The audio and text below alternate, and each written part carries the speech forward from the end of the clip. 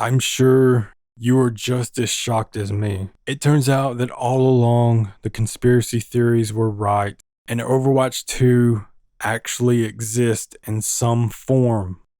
In case you guys didn't know, Blizzard did a Overwatch 2 reveal event the other day. This after they released a beta. Don't know why you would do a reveal event after you release a beta to a game already. But that's a pointless thing to bring up. I mean, I guess people's just happy for any content. It's no longer a myth, and Overwatch 2 is actually coming. Although the PvP only, it's coming in October. That's even still early access. That's not technically the full release of the game. I guess that can kind of tell you the state that Overwatch 2 is in. That October is still a decent amount of time away. And that's not even going to be the full game PvP. That's early access PvP, which is essentially going to be a glorified beta. That does not look good for the development of Overwatch 2. I mean, to put this in perspective, from the point that they actually announced Overwatch 2 to now, we've seen more gameplay footage of Overwatch 2 closer to the point of announcement than we've seen to the point of release date.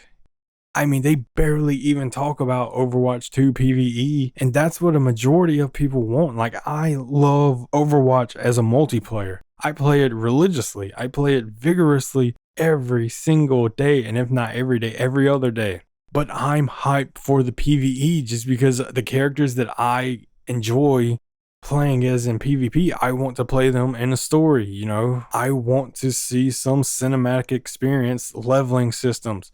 I'm not even convinced at this point that it's actually going to release. Like, I feel like they're kind of just working solely on the PvP aspect right now, and they're going to see how much money they make off of the battle pass. And then from that point, they're going to see if it's like, you know what, look how much money we're making. We'll just throw away the whole PvE aspect and we're milking this PvP machine for all it's worth. I'm not entirely sure that's not how it's going to go. Which leads me into the actual battle pass itself. In case you guys don't know, the game will be going free to play. Overwatch 2 releases October 4th, I think that was the date. I have no notes in front of me. That date just sounds and looks familiar in my head, so I think it's October 4th. Early access.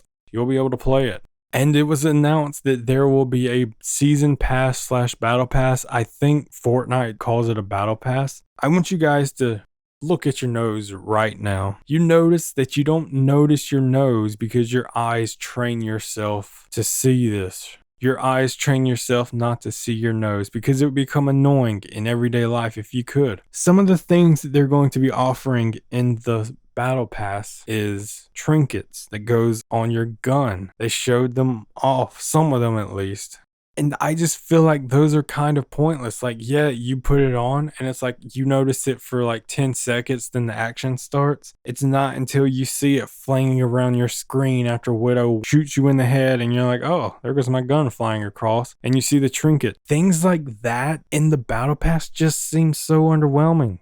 You look at games like Fortnite, and I understand, like, I have Kratos on Fortnite. I play Fortnite with my best friend. That's the game we play. She's really good at it. I'm decent. She's better. It's fine. I deal with it. But that's the game I play. And because I like Kratos, I bought Kratos as a skin. The point is, Kratos, you know, that's what you're getting playing Fortnite. All these other characters, like, think back to the Marvel event last year in Fortnite. You could earn all of these Marvel characters with the battle pass. Some of them you had to buy, like the Captain America skin, but some of them you could earn. Think Call of Duty Warzone, you know, you can buy a Rambo skin. I'm pretty sure I remember seeing someone in a video with that, and you can use those. But what exactly does Overwatch have going for it? You know, unless they like partner with Disney and they release some Captain America soldier skin, I don't know if it's going to have the same appeal as every other game.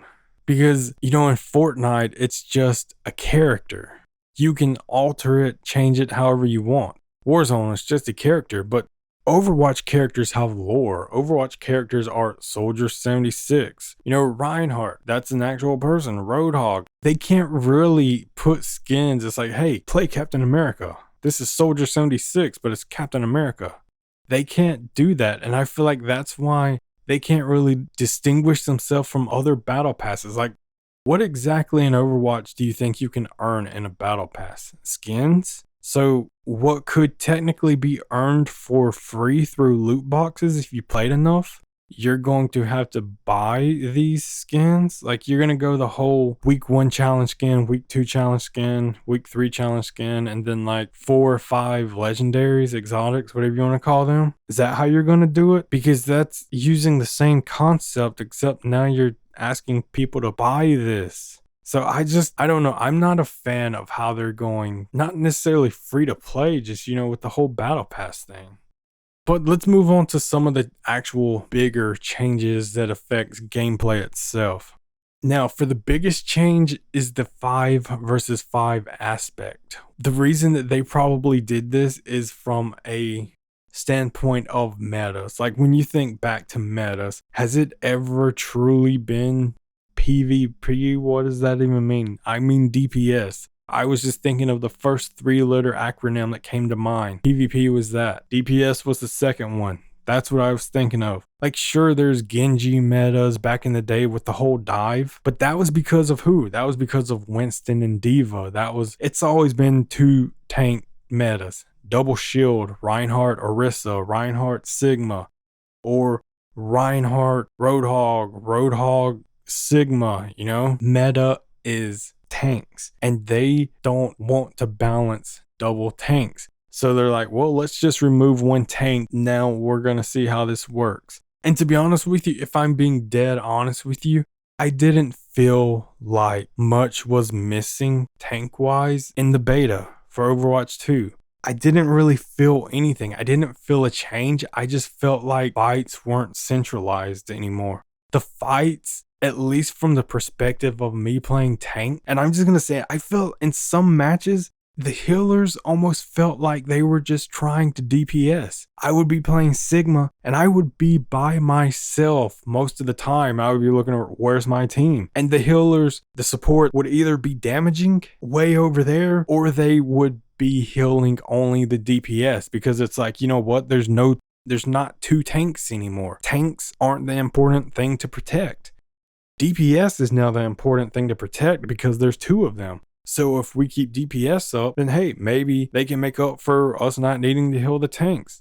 And that wasn't every match. Like, the match that you're probably seeing now, which is the Reinhardt gameplay, which that is also King's Road. That's like, you're always going to be with your team on that map no matter what. So that mount, me using this as an example, probably isn't the best one. To put in perspective, I main tank. Sigma is my most played character next to maybe Moira is.